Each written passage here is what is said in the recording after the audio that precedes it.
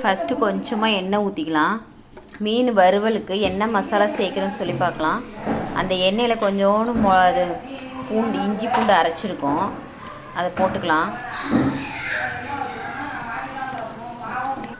2 spoon மிளகாத்தூள் போட்டுக்கலாம். இதில் 1 ஸ்பூன் மல்லித்தூள் போட்டுக்கலாம். ஜீரகத்தூள் 2 ஸ்பூனு.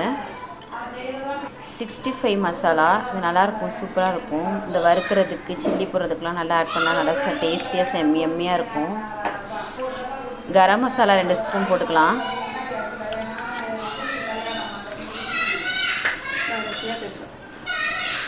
பெப்பர் தூள் 2 ஸ்பூன் போட்டுக்கலாம். கொஞ்சமாக உப்பு போட்டுக்கலாம். 2 ஸ்பூன் உப்பு. நல்லா மிக்ஸ் பண்ணிக்கலாம்.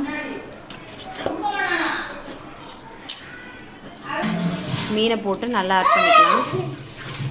எல்லா மசாலா போட்டு மிக்ஸ் பண்ணியாச்சு. இது வறுக்கும் போது மட்டும் கார்ன்ஃப்ளவர் மசாலா போட்டு வறுத்தா நல்லாயிருக்கும். எங்கள் சின்ன மருமக கரெக்டாக மிக்ஸ் பண்ணி எல்லாம் செஞ்சு வறுத்து டேஸ்டியாக கொடுப்பாங்க. ஓகே, பாய். தேங்க்ஸு. தேங்க்ஸ். மீனை அழகாக போட்டு வறுத்து எடுத்தாச்சு. மசாலா போட்டு சூப்பராக, அதில் கொஞ்சம் கருவேப்பிலை போட்டால் நல்லா வாசமாக எம்மியாக சூப்பராக இருக்கும்.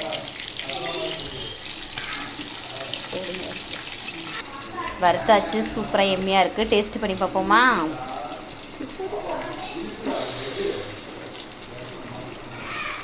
எம்மியாக இருக்கான்னு சாப்பிட்டு பார்க்கணும்.